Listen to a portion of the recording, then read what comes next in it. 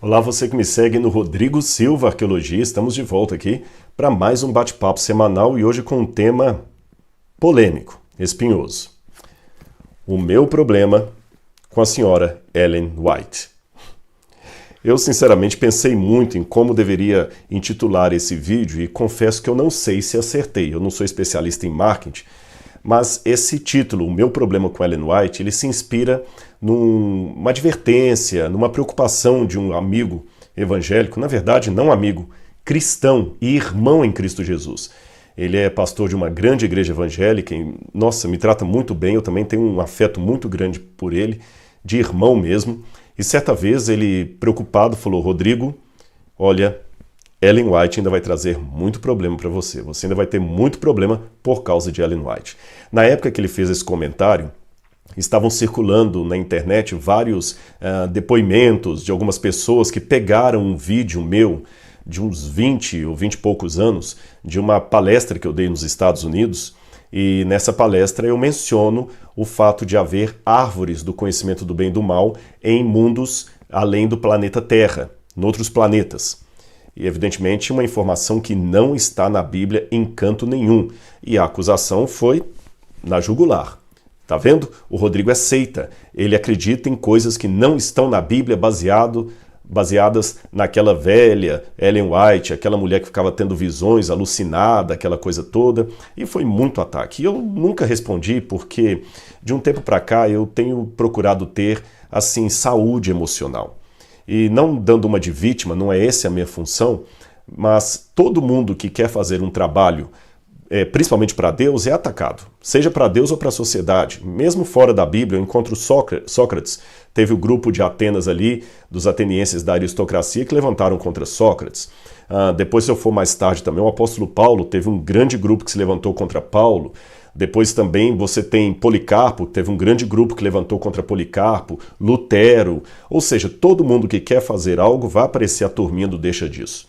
Então eu não seria melhor do que ninguém para não ter também os meus opositores. Eu procuro sempre erguer a cabeça e orar a Deus por eles e por mim também, e assim vai. Mas, por outro lado, eu fico pensando, será que compensa ficar no silêncio e não falar nada? Absolutamente nada, fica parecendo que realmente deram um checkmate e você ficou acuado. Então orei, confesso aos irmãos, orei, pedi sabedoria a Deus e caiu para mim esse texto aqui de 1 Pedro capítulo 3, versículo 14 em diante, onde o Senhor diz assim, por intermédio de Pedro: Não tenham medo das ameaças, nem fiquem angustiados, pelo contrário, santifiquem a Cristo como Senhor no seu coração, estando sempre preparados para responder a todo aquele que pedir razão da esperança que vocês têm. Mas façam isso com mansidão, temor e boa consciência. Então, irmãos, eu cheguei à conclusão e falei assim, Senhor, então eu acho que merece eu fazer um esclarecimento de forma respeitosa àqueles que me seguem. Então esse vídeo aqui não tem por intenção atacar, responder, refutar, não. Tanto é que, embora eu saiba pelo menos 2 casos dos indivíduos que estão colocando coisas contra mim na internet por causa de Ellen White, eu sei de 2, eu não assisti os vídeos deles a esse respeito. E não assisti de propósito, para não ser tentado aqui na minha fala a jogar indireta para um ou para outro, ou dar resposta, direito de resposta, tréplica, não. Então, eu tomei uma decisão que é o meu método de apologética. Há muito tempo já eu aprendi que apologética não é ataque. Não é cortando a orelha de Malcolm que eu vou defender a Cristo. Ponto. Eu já aprendi com o erro de Pedro. Mas apologética também, até um tempo atrás, eu diria, apologética não é o ataque, mas é a defesa da fé. Hoje eu confesso que até a palavra defesa da fé eu tenho colocado entre aspas. Porque Deus não precisa de advogados. Deus precisa de testemunhas. E caso houvesse no universo alguém que pudesse ser advogado, defensor de Deus, caso houvesse, ele teria nomes melhores do que Rodrigo Silva. Então eu não estou afim de fazer da internet rinha de briga teológica. É lógico que há momentos que nós temos que nos posicionar, colocar o nosso parecer, corrigir, dizer o assim diz o Senhor, tudo isso deve ser colocado, mas não fazendo da mesa teológica picadeiro ou rinha de galo. Isto eu não vou fazer. Mas da mesma forma, eu também não posso me eximir de dar a razão para aqueles que me seguem de por que eu fiz essa declaração e por que nós temos Ellen White na Igreja Adventista.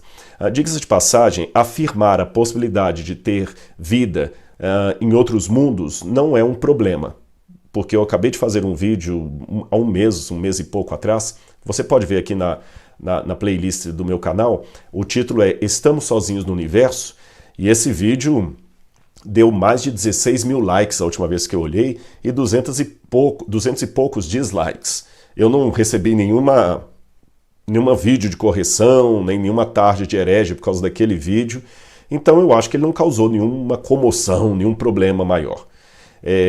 Ali eu chego à conclusão que nós podemos ter vida criada em outros mundos. Com base em alguns textos bíblicos, embora eu fale lá que a Bíblia não é clara, a Bíblia não é taxativa em falar de vida em outros mundos. Tem algumas passagens que abrem essa possibilidade, correto? Não afirmam, abrem a possibilidade. E até Billy Graham, um famoso pregador evangélico, acreditava, por esses textos da Bíblia, que Deus tinha vida criada em outros mundos também. Fora da ufologia, da pseudociência, nós temos alguns físicos também que trabalham com essa possibilidade. Mas eu também reconheço que isto não ameniza o problema. Eu afirmei, com base num texto de Ellen White, do livro Primeiros Escritos, que há árvore do conhecimento do bem e do mal em outros mundos. Só que você não encontra nenhum versículo, desde o primeiro verso de Gênesis até o último do Apocalipse, que dê a mais leve impressão dessa afirmação de Ellen White. E eu sei que há outras também afirmações dela um tanto estranhas, por não constarem com uma base bíblica para serem afirmadas. E então, será que Ellen White é uma papisa para o adventista? Será que eu estou colocando Ellen White no nível da Bíblia? Será que Ellen White está sendo um acréscimo da Bíblia? Será que eu sou um herege e a Igreja Adventista uma seita? Porque se a minha igreja tem uma fonte de doutrina além da Bíblia, então ela é seita. Se eu acredito nessa fonte extra-bíblica de doutrina, então eu sou um herege. Esse é o ponto, essa é a problemática. Como é que eu respondo isso? Declarações de Ellen White que não estão na Bíblia, e eu acredito nelas sem dizer que ela está no nível da Bíblia.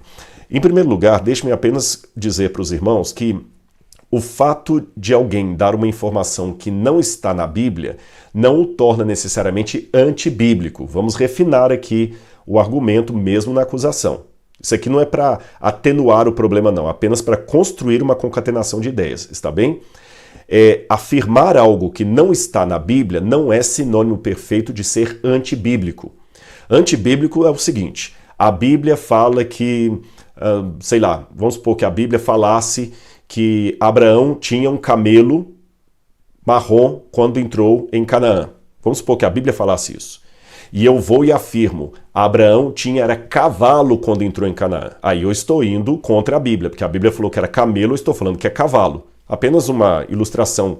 A Bíblia não fala nada disso, é apenas uma ilustração. Se a Bíblia fala camelo, eu falo que é cavalo, aí eu estou indo contra a Bíblia. Agora, quando a Bíblia não fala nem uma coisa nem outra, e eu falo, Abraão chegou montado no seu animal em Canaã, eu não estou sendo necessariamente antibíblico. Eu posso estar fazendo uma declaração que não está na Bíblia, mas ela não está contradizendo nenhuma outra afirmação histórica que a Bíblia tenha feito. Tá bem? Isso é só para construir a concatenação de ideias, isso não é para responder ainda a problemática. Outra coisa que eu queria levar em consideração com os irmãos, lembrando que esse é o problema, Ellen White fazer afirmações de coisas que não estão na Bíblia e eu ter acreditado nela. Eu vou colocar uma situação para os irmãos aqui que não é uma forma de tangenciar o problema. Não é uma forma de tangenciar o problema. É apenas uma forma de construir a minha argumentação. Tá bem? Quando eu vou para Israel e tenho a oportunidade de testemunhar de Jesus, o Messias, para um judeu religioso, não é incomum eu receber dele uma resposta ou uma resistência ou um questionamento muito parecido com esses que eu recebo sobre Ellen White. Por quê? Porque eles acusam a nós cristãos de inventarmos coisas que não estão nas escrituras judaicas originais no hebraico. E eles dão argumentações. Por exemplo, Paulo fala que a lei foi dada por ministério dos anjos. Mas se você olhar no Antigo Testamento, não fala nada de anjo ali fornecendo a lei, não tem nada disso ali. Paulo não estava vivo na época. De onde Paulo tirou essa informação? Então o judeu fala, o Paulo de vocês está acrescentando coisas que não estão na Bíblia, ele está inventando coisas. Se eu olhar a rigor e com um olhar bem honesto apenas para o texto hebraico de Isaías, só o texto hebraico de Isaías, dificilmente eu enxergo ali uma profecia de uma virgem. Existe uma possibilidade, mas não uma assertiva. Quem conhece hebraico sabe o que eu estou falando, os problemas das palavras alma e betulá em hebraico, que foram traduzidas por paternós no grego. Não quero cansar vocês com essas coisas técnicas, mas o fato é que eu vejo Isaías capítulo 7 como uma profecia de um Messias nascendo de uma virgem por causa de Mateus. Porque sem Mateus seria muito difícil eu enxergar isso apenas com o texto hebraico de Isaías. Outro detalhe, Tiago afirma que Adão caiu em pecado porque quis, foi voluntário, mas Eva foi enganada pela serpente. E a Bíblia não fala que um caiu por uma causa, outro por outro, que Eva foi enganada. Não tem isso no Antigo Testamento. Judas fala que Enoque, o sétimo depois de Adão, profetizou a volta de Jesus, vindo nas nuvens. Mas o Gênesis não fala nada dessa profecia de Enoque. De onde Judas tirou isso? Judas não estava lá. Um último exemplo. Eu creio na Trindade e na divindade de Jesus. Eu creio na Trindade. Mas eu devo confessar aos irmãos que se eu pegar apenas e tão somente de Malaquias para trás, é impossível enxergar de maneira sistemática e clara a Trindade ali no Antigo Testamento. Eu consigo ler a Trindade no Antigo Testamento a partir dos textos do Novo Testamento. E então eles falam que essas coisas que não estão claras ou tácitas no Antigo Testamento, mas só no Novo, foram invenções dos autores cristãos que deturparam as escrituras hebraicas. E alguns falam até que foi Paulo que inventou o cristianismo, que o Jesus de Paulo não é o mesmo Jesus que os apóstolos conheceram. Qual resposta você daria para o judeu se estivesse no meu lugar? E por favor, eu repito, eu não estou tangenciando, eu sei qual a problemática que eu estou respondendo de Ellen White, mas eu estou fazendo uma comparação que a mesma saia justa que eu fico para justificar Ellen White afirmando coisas que estão na Bíblia, eu tenho em relação ao judeu que faz a mesma coisa sobre Paulo, sobre Tiago, sobre Judas. Se você estivesse em Jerusalém conversando com um judeu e ele acusasse os autores do Novo Testamento de deturparem as escrituras hebraicas, colocando nos seus escritos coisas que a escritura hebraica nunca falou, que resposta você daria para o seu questionador judeu? Não adianta falar com ele, não, mas Paulo é inspirado, é palavra de Deus. Ele não vai aceitar. Ele não vai aceitar. Então, o caminho que eu tenho para argumentar a favor do Novo Testamento para esse judeu é o seguinte, e eu tenho feito isso.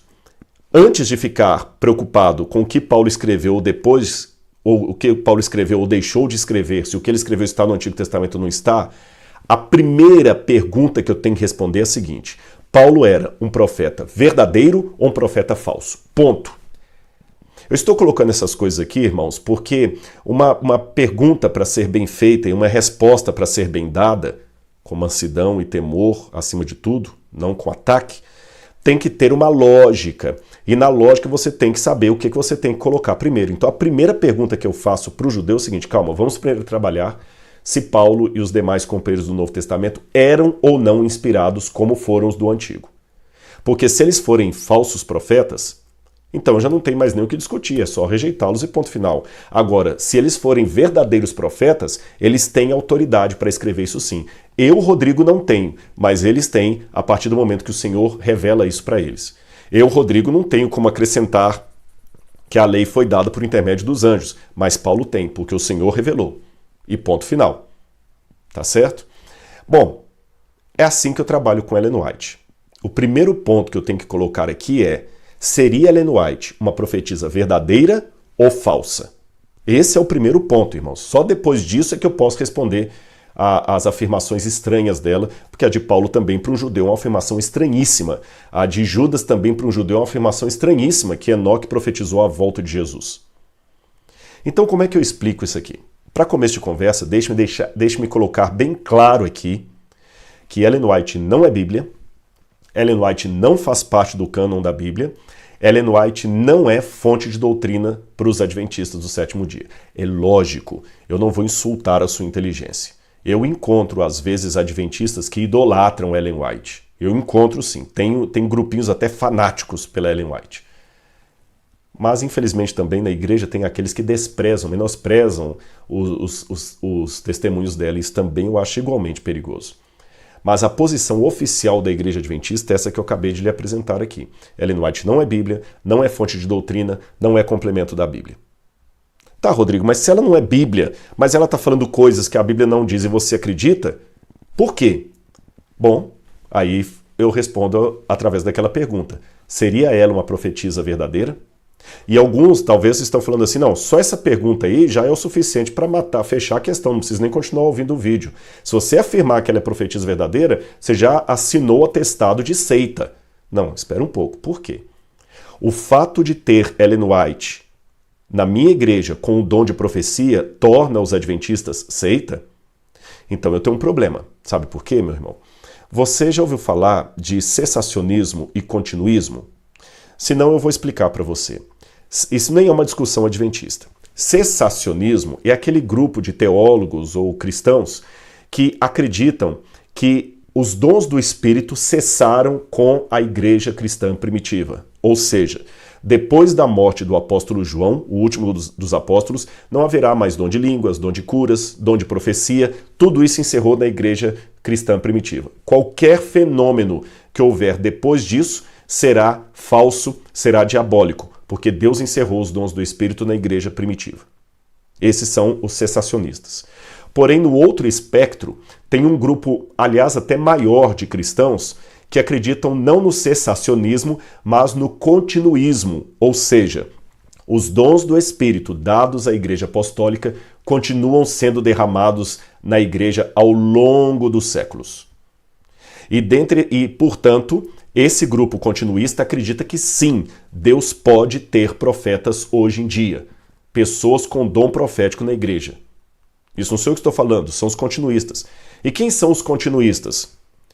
A Assembleia de Deus, em todas as suas formas, as igrejas pentecostais e neopentecostais, as igrejas renovadas, até na Igreja Católica a ala carismática. Dentro das igrejas tradicionais, nós temos, por exemplo, a Igreja Evangélica de Confissão Luterana no Brasil assinou um documento favorável à continuidade dos dons. A Igreja Presbiteriana Independente do Brasil também assinou um documento favorável à continuidade dos dons. A Igreja Presbiteriana Conservadora do Brasil também assinou uma declaração nesse sentido. A Confissão Batista Brasileira também é conhecida por possuir uma grande ala carismática. Um grande percentual dos que são da Convenção Batista Brasileira acreditam na continuidade do Espírito, dos dons do Espírito. Acreditam que pode haver profetas de Deus legítimos hoje. Tanto é que não é difícil você chegar, às vezes, numa igreja, Assembleia de Deus, e falar assim, nossa, naquela noite lá, teve um culto de revelação lá, o Espírito Santo revelou para uma irmã isso, o Espírito Santo revelou para o missionário aquilo, para o pastor aquilo e tudo mais. Então acreditam no dom de profecia. Então o que eu quero argumentar aqui é o seguinte, se o fato de ter alguém numa igreja com o dom de profecia hoje é argumento para dizer que aquela igreja é seita, então não são apenas os adventistas que são seita, mas todos esses irmãos que eu acabei de citar aqui, os pentecostais, neopentecostais, todos. Aliás, seriam até mais seita que os adventistas, porque os adventistas têm o fenômeno profético de Ellen White, mas muitas igrejas têm quase que um profeta em cada congregação, ou até mais de um. Alguns até falam do problema da profetada, não é um termo que eu uso pejorativo, mas alguns usam a profetada, é um tal de mão de profetada, é jovem que vai se casar e não casa porque a irmã teve um sonho e falou, olha, o Senhor me revelou, varão, que essa moça não é para você, então desiste de casar. Olha, o Senhor me revelou, varão, que você deve fazer isso, e o Senhor está revelando e as pessoas acreditam e vão, e nem por isso são taxadas como seitas pelos movimentos apologéticos. Aliás, me chama a atenção, eu falei que eu não assisti o vídeo, mas eu sei quem postou os vídeos. E pelo menos 2 que postaram o vídeo são de linha pentecostal. Ou seja, eles frequentam uma igreja que tem a crença nos dons do Espírito, e dom de revelação, e dom de profecia, que está ali. Bom, eu não estou aqui pejorando os irmãos, vocês estão percebendo, eu só estou colocando que se o fato de ter Ellen White aqui no Adventismo é motivo de tornar-me seita, então todas as igrejas que seguem uma linha continuista também são seita. Ponto final. Agora, se eu trabalho com uma teologia continuista, eu tenho que abrir pelo menos a possibilidade de haver profetas no meio do povo de Deus. Então a pergunta-chave é a seguinte: Ellen White era uma profetisa verdadeira ou falsa? Porque Jesus falou em Mateus capítulo 24, versículo 4, e também em 1 João capítulo 4, verso 1, que no fim dos tempos haveriam de vir falsos profetas. Ora, se o dom de profecia tivesse terminado na igreja cristã primitiva, Jesus não alertaria contra os falsos profetas, ele alertaria contra os profetas. Acautelem-se, porque virão profetas, quando Deus já não falará mais por meio de profecia. Seria assim que Jesus falaria. Mas quando ele fala, acautelem-se porque virão falsos profetas, ora, ninguém falsifica uma nota de $8, não existe. Você falsifica uma nota de $10, porque essa existe. Então, se há o falso profeta, há o profeta verdadeiro. E esses argumentos que eu estou dando aqui não são argumentos adventistas, não. São argumentos de todos que seguem uma teologia continuista.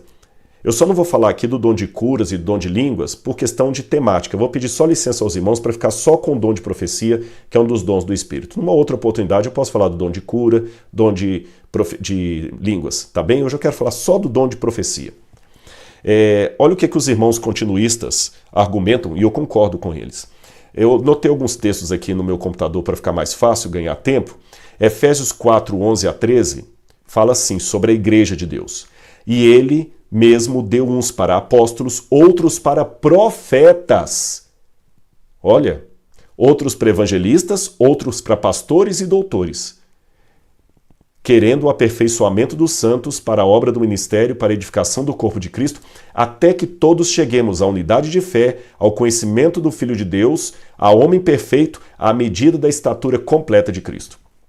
O argumento de muitos comentaristas é: nós ainda não chegamos à estatura completa de Cristo, nem ao homem perfeito, nem ao conhecimento pleno do Filho de Deus, nem à unidade da fé. Então, a lista do profetas, apóstolos, doutores e evangelistas continua vigente. Outro texto, 1 Coríntios 14, 1 e 39, Paulo fala: procurem com zelo, isto é, com paixão e ao mesmo tempo ordem e organização, o dom de profecia. No Apocalipse, o dom de profecia é prometido à igreja dos últimos dias. Você pode ler Apocalipse capítulo 12, 17 ou 19, verso 10. Em 1 Tessalonicenses 5, 19 a 21, diz: não apaguem o espírito, não tratem com desprezo as profecias, mas ponham à prova todas as coisas e fiquem com o que é bom. Ponham à prova. Um dia eu estava pregando numa igreja batista em Belo Horizonte. E ao final do culto, chegou uma senhora para mim, assembleiana, do coque, e falou assim: meu filho, ela pegou na minha mão, naquele tempo que podia pegar na mão dos irmãos na igreja, né, que não usava de máscara, falou assim: meu irmão, você não me conhece, mas eu sou da Assembleia de Deus, acho que era o Ministério Belém, e eu sei que você vai ter dificuldade de aceitar que você é um homem racional, mas o Senhor me mandou aqui. Eu vim de longe. Ela tinha gastado mais de 2 horas para chegar ali. Ela falou: não sou batista, eu sou assembleiana, mas o Senhor me incomodou e me mandou vir aqui te trazer uma mensagem do Senhor. Fica firme que o que o seu coração deseja, você em breve vai alcançar. Não desanime, não desista. Irmãos, eu agradeci àquela irmã, pedi com sinceridade e nenhuma hipocrisia que ela orasse por mim e recebi aquela palavra. Eu sei que alguém pode comentar aí: mas ela falou uma coisa genérica demais, isso aí serve para qualquer coisa. Não importa, eu não desprezo, tá certo? Como eu não tinha ali crivo para nada, ela não estava falando crivo para saber mais da vida dela, ela não estava falando nada contra a Bíblia ou que me atacasse, eu recebi e pedi àquela irmã: ore por mim. E eu acredito que parte da minha vida espiritual é sustentada por orações de muitos irmãos não adventistas. Aliás, um parênteses aqui.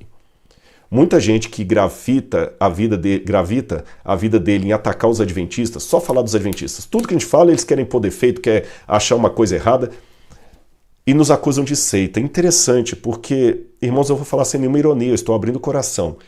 Eu sou membro de uma seita que eu peço aos irmãos batistas, presbiterianos, que orem por mim, assembleianos. E quando eles falam, estamos em oração por você, eu fico tão feliz. Eu tenho amigos que são pastores de outras igrejas, falam, meu irmão, eu oro para Deus dar o Espírito Santo para você, eu oro por sua vida. Amado, eu clamei por você essa madrugada. Eu me sinto tão bem, eu aceito, eu recebo aquela bênção, aquela oração dos irmãos. Agora eu pergunto gentilmente a esses que atacam tantos adventistas, eles também aceitariam que eu reunisse a minha igreja para fazer uma oração por eles, pela vida deles, o ministério deles, a saúde deles?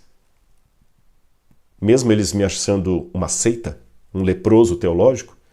Porque eu aceito de bom grado a oração dos irmãos de outra confissão religiosa. Será que ele também aceita que eu ore por ele? Será que ele aceita a oração de alguém que ele considera herege? Bom, nós devemos abandonar a profecia? Não necessariamente. E também não devemos receber todos os profetas. O testemunho bíblico nos diz para sermos como os bereanos, que verificavam todas as coisas para ver se realmente eram assim. Então, o que eu posso dizer para vocês para não ficar muito longo esse vídeo? Em primeiro lugar, todo profeta da Bíblia, todo profeta canônico é inspirado por Deus. Tá bom? Todo profeta canônico que tem um livro na Bíblia é inspirado por Deus. Mas nem todo profeta inspirado por Deus é canônico.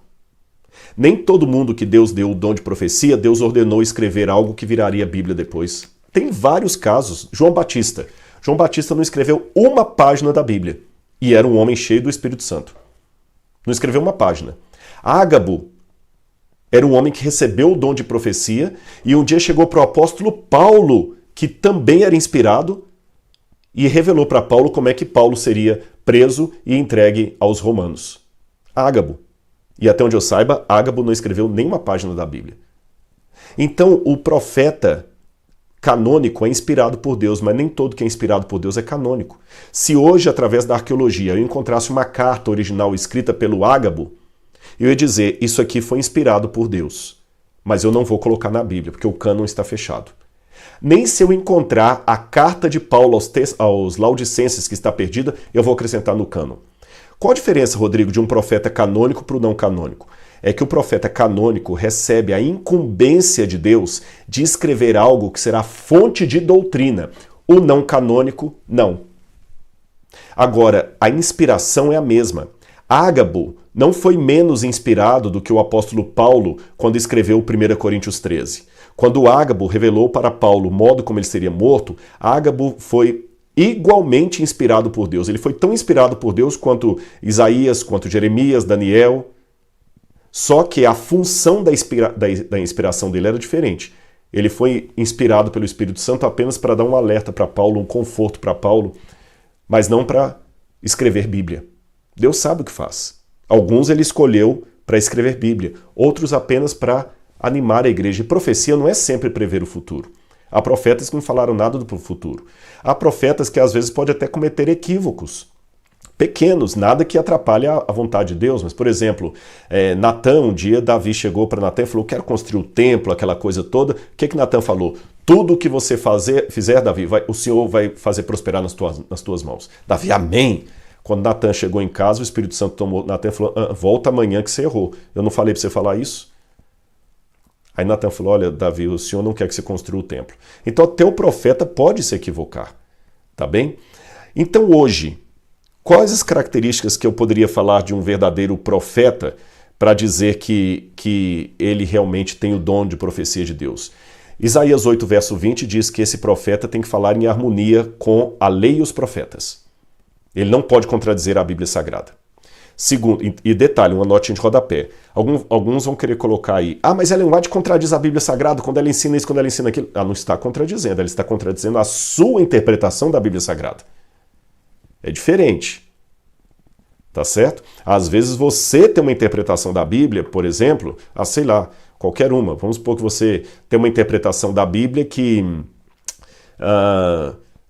o cânon, com o fechamento do cânon bíblico, Deus não tem mais profetas depois. Aí ela fala que tem. Ela não está contradizendo a Bíblia, ela está contradizendo a sua interpretação da Bíblia. Há outros teólogos que também discordam de você. Percebe? Outra coisa, ela fazer uma declaração que não está na Bíblia não é necessariamente contra a Bíblia. Porque a Bíblia contém preste atenção nisso, a Bíblia contém todas as verdades doutrinárias. Mas há verdades não doutrinárias que podem estar fora da Bíblia. Por exemplo, como Pedro morreu, crucificado de cabeça para baixo. Como Paulo morreu, degolado. Onde a Bíblia fala isso? Em lugar nenhum. Em lugar nenhum. E a interpretação posterior que me diz isso. Eu acredito que é verdade, que Pedro morreu crucificado de cabeça para baixo e Paulo degolado. É uma verdade que não está na Bíblia, mas não é uma verdade, como eu diria, doutrinária. Eu não vou tirar uma doutrina da morte de Pedro ou da morte de Paulo. Percebeu? Não posso usar esse argumento aí para doutrina. É uma informação que não está na Bíblia, mas eu não posso usar como doutrina. Bom, continuando. Deuteronômio 18, 22, Jeremias 28, verso 9, fala do cumprimento profético. Ainda que haja profecias condicionais, Deus falou que ia destruir os ninivitas e depois voltou atrás. Quando um profeta fala assim diz o Senhor, tem que cumprir. Outro ponto, 1 João 4, verso 2, Cristologia. O profeta não pode desmentir a divindade e a humanidade de Jesus. Mateus 7, verso 2, pelos seus frutos conhecereis. Quais são os frutos que o ministério desse profeta deixou? A natureza prática das mensagens dele, o reconhecimento dos contemporâneos do testemunho dele ou dela, a absoluta certeza de certas mensagens, elementos físicos que podem ou não acompanhar a visão, a capacidade de influenciar até os de fora. Então, com isso colocado, eu vou mostrar para vocês algumas coisas de Ellen White que fizeram bem a minha vida. Tá certo? Repito, não são doutrina, mas fizeram bem a minha vida. Exemplo, Ellen White, em 1890, ela começou a escrever que Deus, e tudo que ela falava assim, o Senhor me mostrou. E quando as pessoas pediam mais explicação, ela dizia, eu não sei, o Senhor me mostrou. Pesquisem, investiguem, eu só estou falando o que Deus mandou. Ela começou a falar do problema da poluição, que a poluição ia tomar conta de tal maneira do mundo que as cidades se tornariam com um ar tão contaminado que seria impossível viver nos grandes centros. As pessoas teriam que abandonar os grandes centros aos poucos, porque o ar estaria muito contaminado e traria problemas assim, assim, assim. Aí você pode falar, Rodrigo, mas você não precisa ser profeta, basta assistir o Jornal Nacional. Isto hoje. Mas quando Ellen White escreveu isto, ninguém tinha escrito nenhuma linha sobre poluição. Na verdade, você pode até fazer uma pesquisa aí. O primeiro livro a falar de poluição e ecologia foi um livro de Rachel Carson, escrito na década de 1930, acho que é a Primavera Dourada. E nesse livro de Rachel Carson, ela fala pela primeira vez em poluição e problemas ecológicos. Ninguém tinha dito nada sobre isso antes. Tanto é que Rachel Carson é considerada pioneira para alertar o mundo sobre poluição. Só que, curiosamente, eu entro nos livros de Ellen White, quase 60 anos antes, e Ellen White já falava muitas coisas que eu vejo depois nos livros de Rachel Carson. Outro exemplo, nós temos um professor, Clive McKay, que era professor de nutrição da Universidade de Cornell, e ele estudou Ellen White, não adventista, e ele ficou tão admirado com o que Ellen White escreveu no século XIX sobre nutrição, que ele tinha coragem de colocar os textos de Ellen White em notas de rodapé de livros e artigos, e ele até deu essa declaração. Os escritos de Ellen G. White têm sido citados porque eles provêm um guia de nutrição que compreende o corpo todo. Ele não era adventista. Outro exemplo que eu vou dar para vocês, tem muitos, eu só estou dando uns dois só. O professor Norman Kaplan, que era professor de medicina interna e chefe do departamento de hipertensão da Escola de Medicina da Universidade do Texas, em Dallas, essa universidade fica, ele ficou tão fascinado com os escritos de Ellen White sobre saúde, que um dia numa conferência para mais de 1000 especialistas da área de hipertensão e outros casos ali, ele descobriu que havia um grupo de médicos da Universidade de Loma Linda, que eram adventistas. Aí ele falou de público assim para eles. Olha, vocês adventistas que aqui estão, é possível que vocês tenham adotado a reforma de saúde que vocês têm, a reforma alimentar de vocês, por motivação religiosa. Mas a partir de hoje eu digo, vocês têm, além da motivação religiosa, uma motivação científica, porque o que vocês acreditavam antes por razão teológica faz todo sentido à luz da ciência. Aliás, é tão forte isso que hoje nós temos dois estudos, um feito na Califórnia e outro feito no Brasil, uma comparação entre a média de vida dos adventistas do sétimo dia e dos não adventistas. E os estudos revelaram que os adventistas têm até 10 anos a mais de média em vida do que os não adventistas e um número muito mais reduzido de câncer de colo de útero, de vários problemas normais que as pessoas têm em redor. O estudo do Brasil recebeu o nome de Adventus e foi feito inclusive envolvendo a equipe da USP. Você pode procurar no Google aí, estudo Adventus sobre saúde. Eu não estou falando isso aqui com nenhuma soberba, não é que os adventistas são melhores, não. É um estudo científico. O dos Estados Unidos foi conduzido, inclusive, por pessoas não adventistas. O do Brasil tinha adventista e não adventista. É uma coisa bem tabulada, com pares, peer review, tudo mais que você pode imaginar, e demonstrou que por causa do estilo de vida dos adventistas, eles têm uma expectativa de vida maior e uma qualidade de vida melhor do que a população em redor. E para você ver que não é com arrogância que eu estou dizendo isso, eu até faço uma meia-culpa, que muitas vezes nós adventistas negligenciamos a mensagem que nós pregamos. Tem muito adventista falando aí de sábado e tudo mais, mas vive todo dia em McDonald's com Coca-Cola e batata frita. Aí não dá, né, meu irmão? Aí você não está ajudando. Você não está ajudando. É uma pena, é uma pena. Se nós adventistas fôssemos mais fiéis à mensagem que nós temos de saúde, talvez ao invés de 10 nós temos 20 anos e estaremos com muito mais disposição física do que temos atualmente. É uma pena. Mas, de qualquer maneira, a quem que eu devo isso? Ellen White. Ela que mostrou, e eu vou dar um exemplo, ela falava coisas na época que eram absurdas. Por exemplo, ela declarou que o câncer era produzido, alguns tipos de cânceres eram produzidos por germes cancerosos, ela fala de germes cancerosos, e ela fala também de vírus. Um absurdo, na época, falar que câncer tinha a ver com vírus e germe. Ridículo, ridículo, não tem nada a ver. Só que, curiosamente, nos anos 60, 1960, a revista New Weeks publicou um artigo, não nos anos 60, nos anos 1990. Ela publicou um artigo sobre como os vírus estão ativando fatores em câncer. E o Dr. Wendell Stanley, da Universidade da Califórnia, virologista e ganhador do Prêmio Nobel, ele falou que hoje há muitos cânceres que são produzidos por vírus. E ele, entre parênteses, fala o seguinte: alguns vírus são germes minúsculos. Engraçado, germes minúsculos, o mesmo nome que Ellen White usava. Aliás, hoje, até você tem um outro artigo que eu estou com ele na mão aqui, sobre as causas de doenças, e hoje micróbios estão por detrás do câncer. 1 em cada 6 tumores é provocados por vírus, bactérias e companhia. Como, por exemplo, o H. pylori. E Ellen White falava disso em 1906. E tem outras coisas que ela falava, influência pré-natal, nem existia na época de Ellen White essa ideia de pré-natal.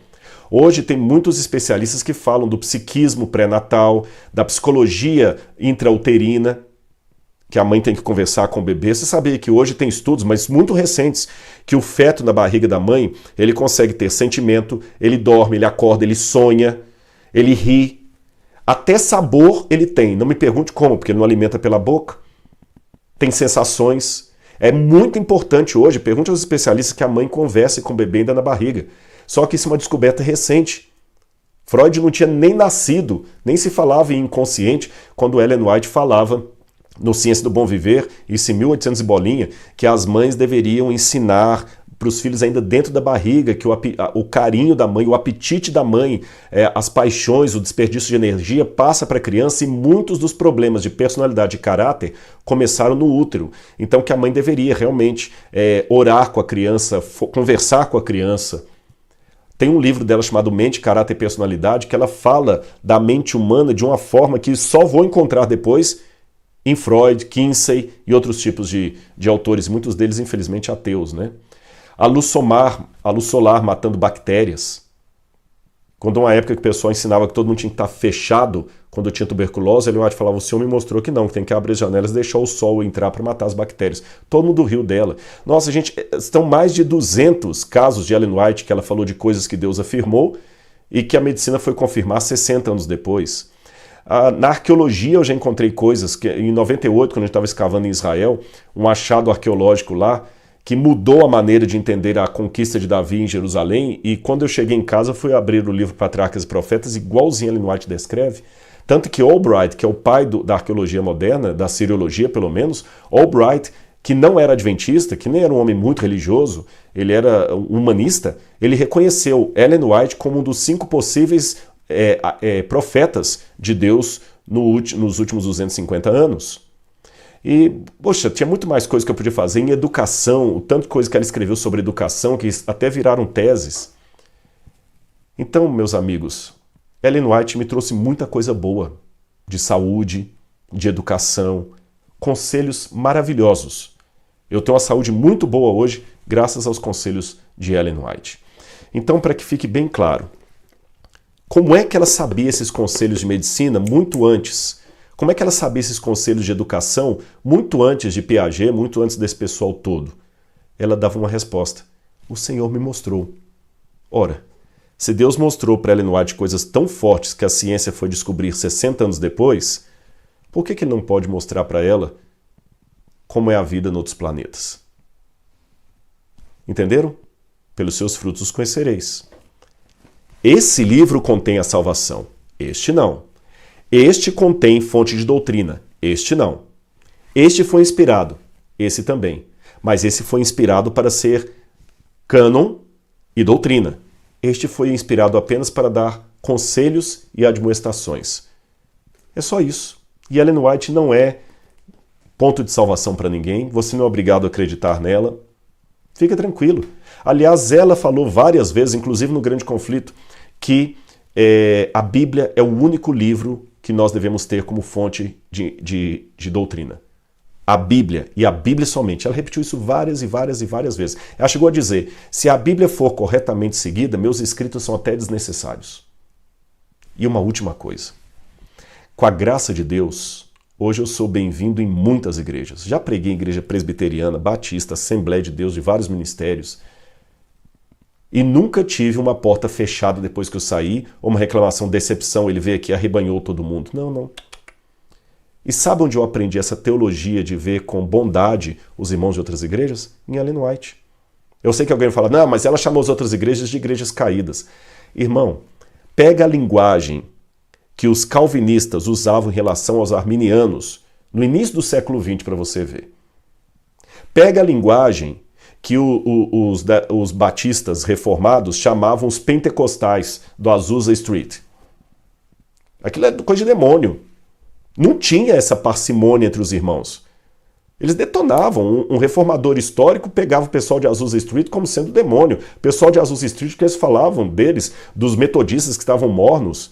Então Ellen White ela recuou o pensamento da época, mas no final da sua vida, ela mandou até fazer algumas revisões no Grande Conflito, embora ela falou que não deveria mudar a mensagem de Deus, não precisava apresentar isso atacando. Ela tirou do livro palavras como romanistas, como papistas, e falou, não precisamos atacar. A irmã dela estava afastada, a irmã dela nunca se tornou adventista, ninguém da família dela sanguínea, exceto marido e filhos. E a irmã dela, que estava afastada da igreja metodista junto com o marido, ela sempre falava com a irmã, minha irmã, volte para Jesus, volte para Jesus. Ela nunca deu um conselho para a irmã, venha para a igreja adventista, guarde o sábado, nunca. Ellen White que disse que a maior parte do povo de Deus não está no meio dos adventistas do sétimo dia. Então, meus irmãos, doutrinariamente é claro que eu concordo com os adventistas. É claro, porque eu sou adventista. Se eu concordasse com os presbiterianos, eu seria presbiteriano. Se eu concordasse com os assembleianos, eu seria assembleiano. Então, acho que você tem o direito de concordar teologicamente com A ou B. Mas Ellen White me ensinou que o povo de Deus não se coincide necessariamente com o povo que guarda o sábado. Eles estão espalhados por todas as igrejas.